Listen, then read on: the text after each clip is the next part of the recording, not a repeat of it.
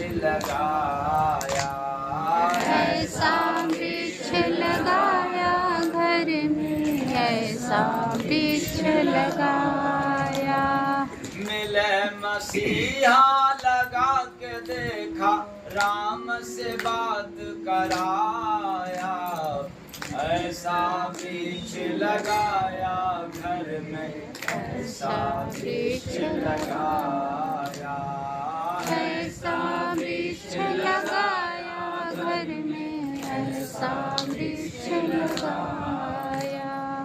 उसी वृक्ष को आग से सींचा, उसी वृक्ष को आग से सींचा। अभी आप लोग ये भजन सुनकर के आप लोग पेड़ के नीचे, वृक्ष माने पेड़ के नीचे आग मत लगा दे तो गड़बड़ हो जाएगा, क्योंकि भजन में क्या है, उसी वृक्ष को आग ने सींचा, उसी वृक्ष को आग ने सींचा। जबकि रहना चाहिए उसी वृक्ष को आग ने जलाया, लेकिन आग ने सींचा। हरा भरा तब हुआ बगीचा, हरा भरा तब हुआ बगीचा।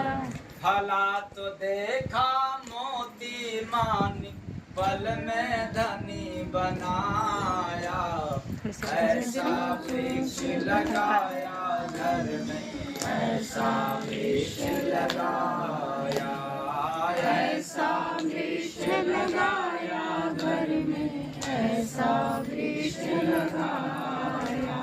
उसी वृक्ष से निकला छारी, उसी वृक्ष से निकला छारी। चखा तो मस्ती चढ़ाया पारी, चढ़ा तो मस्ती चढ़ाया पारी। बढ़ा तो देखा निकले ज्योति, उसी में डूब नहाया, ऐसा वृक्ष लगाया घर में, ऐसा वृक्ष लगाया, ऐसा वृक्ष लगाया घर में, ऐसा वृक्ष लगाया।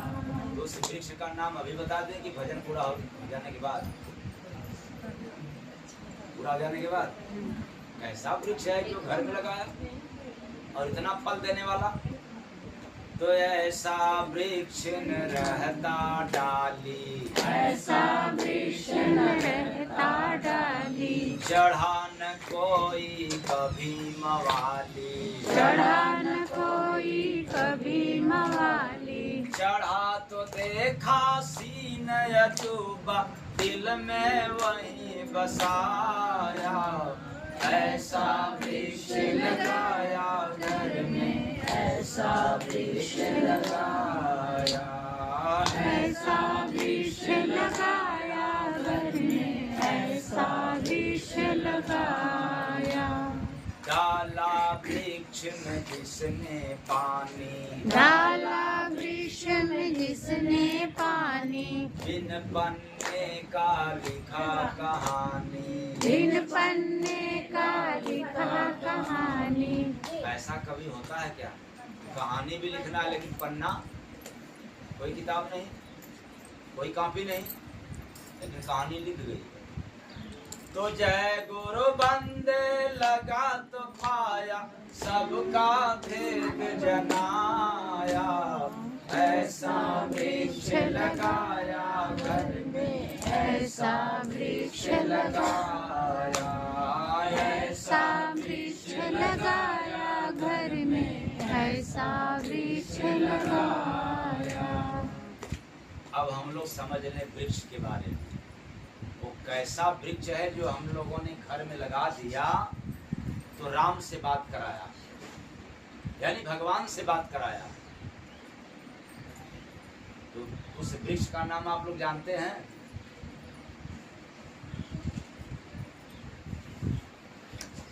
इतना आप लोग कथा वथा सब सुनने हैं और न जाने कितने लोग आकर के सुनाते हैं।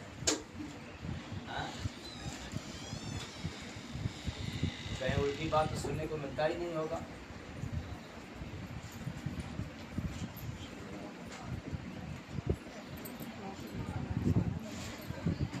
लेकिन हमने ऐसा वृक्ष देखा अगर देखता नहीं तो बतलाता कैसे? और जो नहीं देखता है वो नहीं बतलाता है। तो राम के बारे में बतलाएगा, कृष्ण के बारे में बतलाएगा, सीता के बारे में बतलाएगा, हनुमान जी के बारे में बतलाएगा, लेकिन उस पेड़ के बारे में नहीं बतलाएगा। तो सगुरा रूपी साधक के मानव शरीर रूपी घर में हमने जाकर के अनुभव रूपी आंख से देखा। किस आंख से? अनुभव रूपी आंख से देखा। कहां देखा? शरीर के भीतर जाकर के देखा। क्या देखा? विश्वास रूपी वृक्ष लगाकर। वृक्ष का नाम क्या हुआ? विश्वास। विश्वास।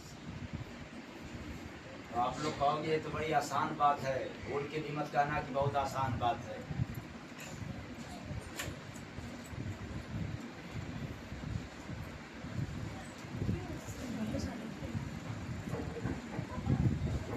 आप लोग विश्वास नाम को सुनकर के कभी ये मत कहना, हल्के मत ले लेना, ये तो बहुत आसान है, ये तो इतना कठिन है, इतना कठिन है, पूरी जिंदगी बीत जाती है लेकिन विश्वास नहीं हो पाता।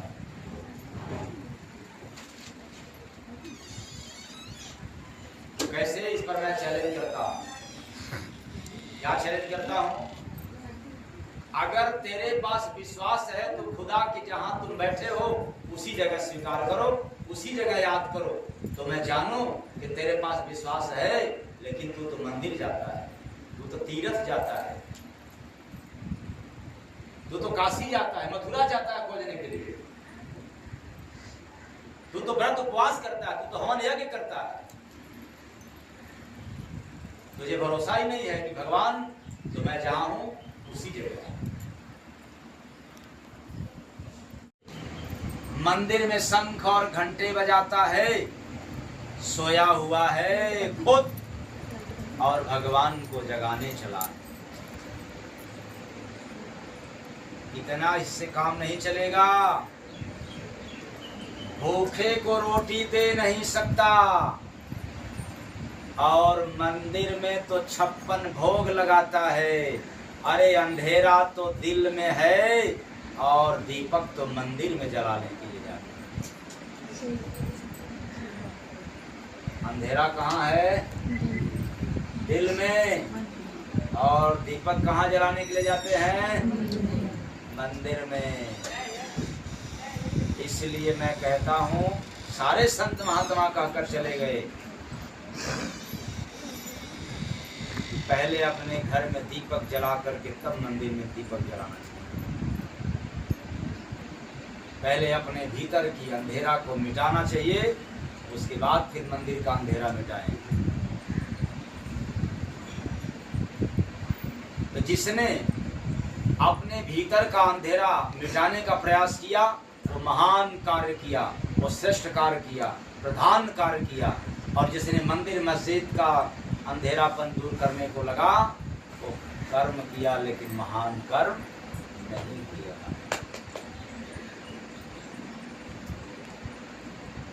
तो करते तुम कर्म प्रधान नहीं, कैसे भगवान को पाओगे। करते तुम कर्म प्रधान नहीं, कैसे भगवान को पाओगे। ये तो मैंने आज आप लोगों को बतलाया, केवल भगवत प्राप्ति के लिए ध्यान करना, भजन करना, वो भी मंदिर में। अब किसी महात्मा से ध्यान की कला मिले तो ले लेना, नाम चाहे जितने लोगों को जपो, चाहे जिसको गुरु बनाए हो, इससे मतलब नहीं है। मेरा एक उद्देश्य है कि किसी गुरु के शरण में है तो मेरा है, उसको मैं अपने से अलग नहीं समझता हूँ। लेकिन एक काम जरूर करना चाहिए, जितने संत महात्माओं से उच्च कोटि का रास्ता मिले, ज्ञान मिले, उसको स्वीकार कर लेना चाहिए। सिर्फ एक गुरु को मान करके बैठ गया तो पता चला कि अंधा गुरु बहिरा चेला होय नरक में ठेलम। और महात्मा लोग तो रोकते हैं कि देखो हम तुम्हारे गुरु, तू हमारे चेला, आप कहीं मत जाना। और जय गुरु बंदे महाराज मंच से ललकार के कहते हैं कि तुम्हें जहाँ जहाँ अच्छा ज्ञान, उच्च कोटि का ज्ञान मिलता रहे उसको स्वीकार करते हैं, वही सफल होगा।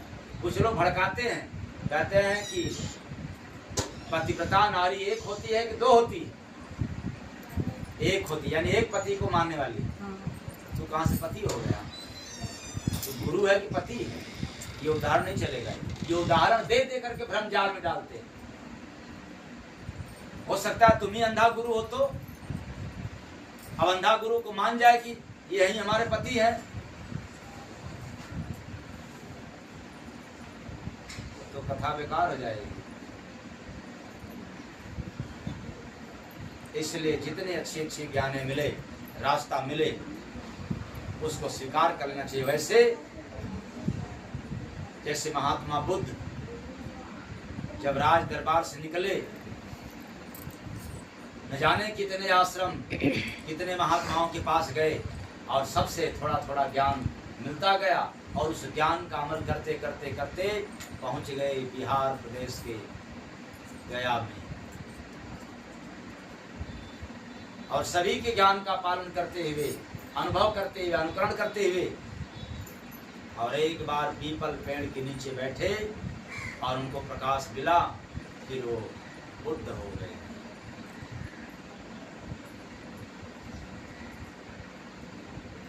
और हम लोग दफले बजाते रहे, ढोलक बजाते रहे, भगवा गुरु हमारे गुरु हैं, बाकी गुरु तो नहीं, तो गड़बड़ हो जाएगा। तो भगवान प्राप्ति बहुत आसान है, मन मंदिर बहुत कठिन है, मंदिर से हट करके, मन मंदिर से हट करके। इसके लिए ध्यान अनिवार्य है, इसके लिए भजन अनिवार्य है। सिर्फ नाम ले लेना, जप कर लेना, माला घुमा लेना, ये तो धार्मिक कार्य हुआ, आध्यात्मिक कार्य नहीं हुआ। आध्यात्मिक काम क्या है? आत्मा का अध्ययन करना ही आध्यात्मिक कार्य है। और आत्मा का अध्ययन कैसे होगा? जब हम श्वास पकड़ करके अपने शरीर के अंदर जाएंगे। ये है आध्यात्मिक कार्य। तो बिना आध्यात्मिक काम किए किसी को भगवान नहीं मिले, जिससे मिले हैं वो आध्यात्मिक काम किया है। तो ऐसा वृक्ष लगा, इसे बेहतर करें।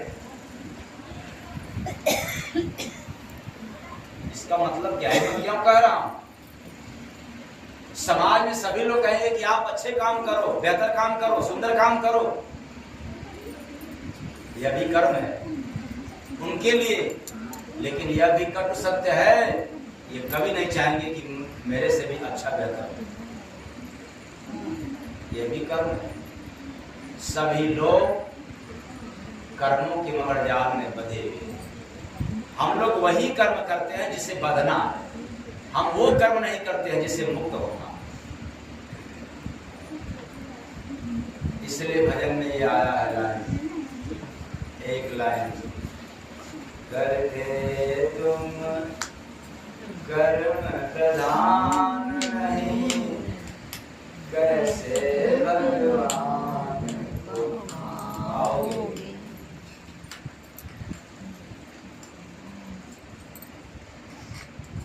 भगवान को पाना है तो एक काम करना होगा। कल की भजन कौन था? कल की भजन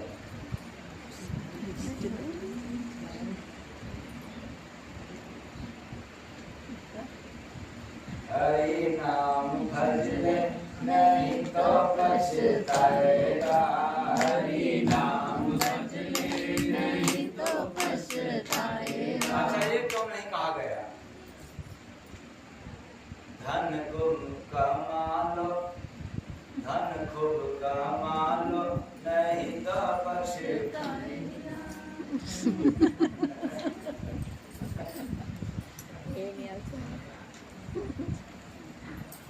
ये कभी नहीं कहा जाता कि रुपया खूब कमा लो नहीं पछताओगे, लेकिन हरि नाम भज लो नहीं तो पछताओगे, हरि नाम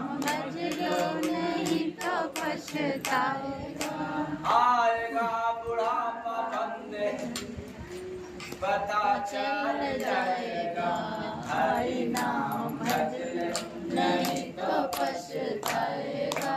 हरि नाम भज ले नहीं तो पछताएगा। एकमात्र हरि का भजन करना ही श्रेष्ठ कर्म है।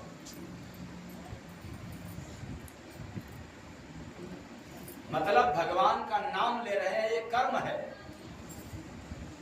श्रेष्ठ कर्म नहीं है। लेकिन हरि का भजन करना श्रेष्ठ कर्म है। और जिसने भी पाया है केवल हरि का नाम लेने से नहीं,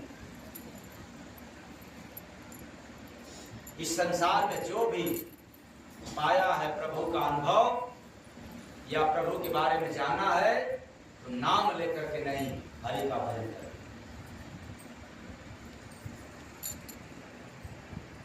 तो हरि का भजन होता कहाँ?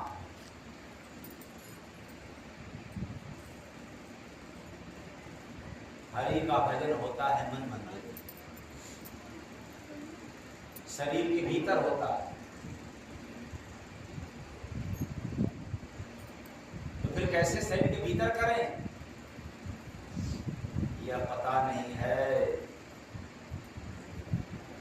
इसलिए फायदा नहीं, इसलिए पता नहीं है कि कोई नहीं किसी का यहाँ, कोई यहाँ किसी का नहीं, क्योंकि सबको लगी है फायदे की बीमारी। बीमारी एक रोग लगी है। हम नाम ले लेंगे, पूजा कर लेंगे, पाठ कर लेंगे फायदे के लिए। भगवान मिले चाहे न मिले, इंसान का काम बन जाए। इसलिए कोई नहीं किसी का यहाँ, सबको फायदे की लगी बीमारी है। स्वार्थ से चल रही है ये दुनिया, सब मतलब की रिश्तेदारी। यहाँ सब मतलब में नाम लेते हैं।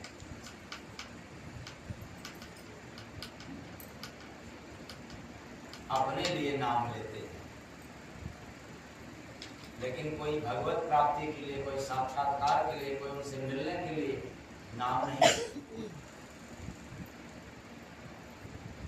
क्योंकि उनसे बातें करना हो तो नाम नहीं लेना है। नाम लोगे तो बात कैसे होगा, क्योंकि आपके तो मुंह में कुछ है। बक बक बक बक बकवास चल रहा है,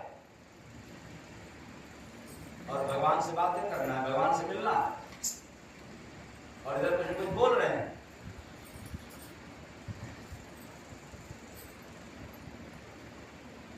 तो भगवान से मुलाकात नहीं हो सकती। भगवान से बातें करने का मतलब है कि भगवान जो कुछ भी कहें हम सुनेंगे।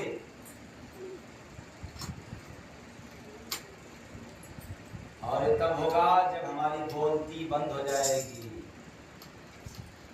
जब हम मौन हो जाएंगे, जब हम शांत हो जाएंगे, शून्य हो जाएंगे, निर्विचार की अवस्था हो जाएगी।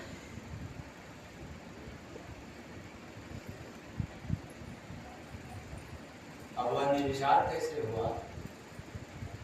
उनसे बातें भी करना और निर्विचार भी होना,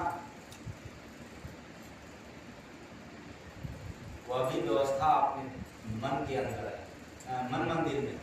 मन के अंदर नहीं, मन मंदिर में, शरीर के भीतर।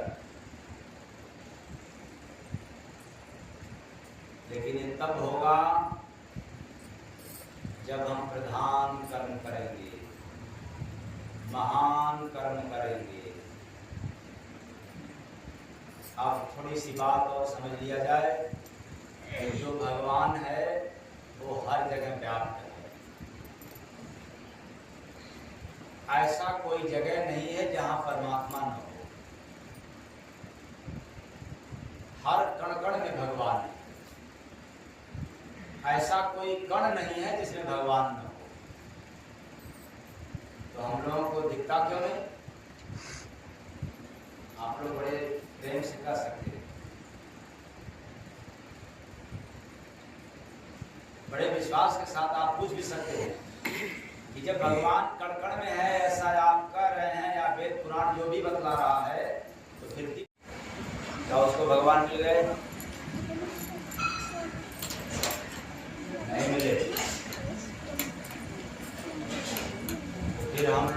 आने पर कैसे भगवान मिलेंगे?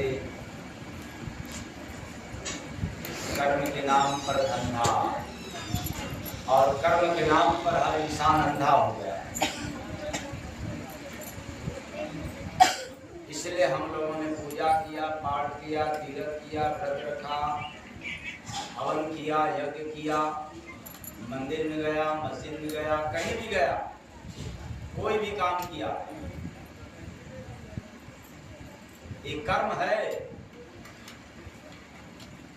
लेकिन श्रेष्ठ कर्म नहीं है, महान कर्म नहीं है। इसलिए यह सब कार्य करने पर भी भगवान से मुलाकात नहीं होता।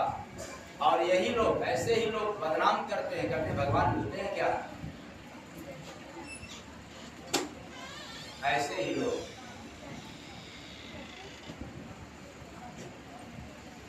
जो कोई भगवान को निश्चित जगह पर जाता है खोजने के लिए, उसको भी भगवान नहीं मिलते।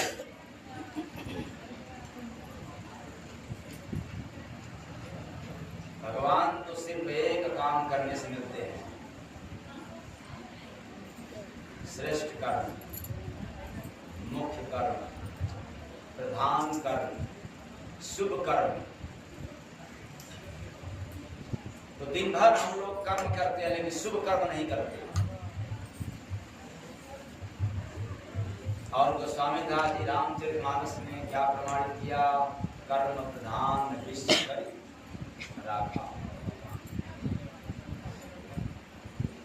जो जस करे तस फल चाखा।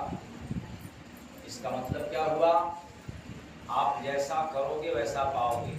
यानी खोटा कर्म करोगे तो खोटा मिलेगा, बुरा कर्म करोगे तो बुरा मिलेगा, और अच्छा कर्म करोगे तब अच्छा मिलेगा। भगवान को मिलने वाला कर्म करोगे तब भगवान मिलेगा।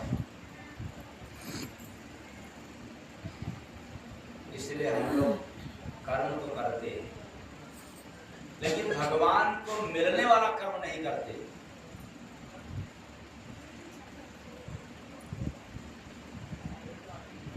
तो एक बात नहीं समझ में आता होगा, भगवान को मिलने वाला कर्म है क्या? क्योंकि हम लोग मंत्र का जाप करते हैं, नाम भी रटते हैं, पूजा पाठ भी करते हैं, तो फिर भगवान को मिलने वाला क्या है उपाय? कौन सा कर्म है?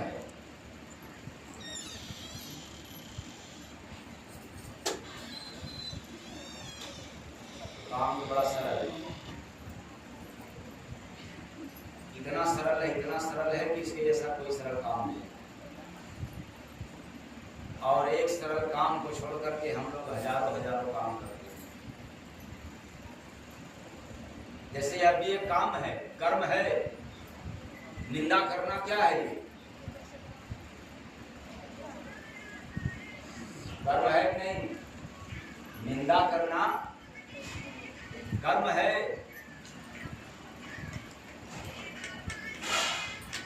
बुराई करना कर्म है। और हर गांव में देखने मिलता है कि 4, 5, 6 लोग झगड़ा लगाने वाले जरूर होते हैं।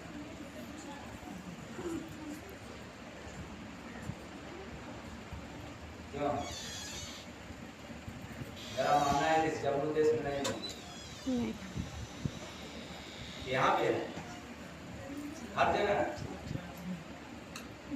4, 6 लोग हर गांव में झगड़ा लगाने वाले जरूर होते हैं। और उनकी वेतन बहुत सीमित है, उनकी सैलरी बहुत कम है। किसी का 1 कप चाय होगा और किसी का 1-2 बीड़ी होगा, सिगरेट होगा।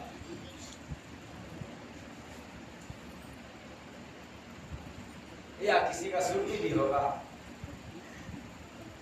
वेतन में यही है, उनको मिल जाता है और झगड़ा लगा देते हैं। तो झगड़ा लगाना भी कर्म है, झूठ बोलना भी कर्म है, और ईमानदारी का काम करना भी कर्म है। लेकिन कितना भी ईमानदारी के काम कर लो, कितना भी यज्ञ कर लो या करवा लो, कितना भी मंत्रों का जाप कर लो, फिर भी भगवत प्राप्ति नहीं हो सकती।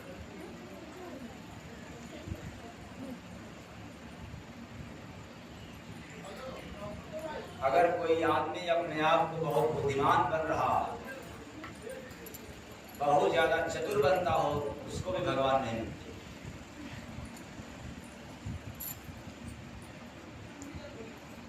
ऐसा किस लिए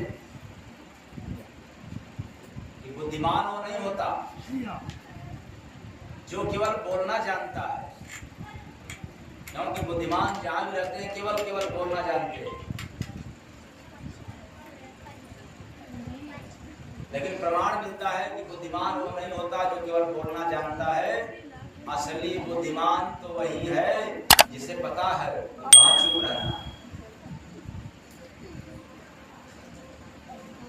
कब कहाँ चुप होना है, यह जिसको पता चल जाए वो असली बुद्धिमान है। केवल बोलता रहे मुंह के जैसा बड़बड़ तो बुद्धिमान होते हुए भी क्या है, मूर्ख है, बेवकूफ। ऐसे ही हम लोग बुद्धिमान मूर्ख केवल बोलते हैं, न सुनते हैं न समझते हैं, वो सामर्थ्य नहीं।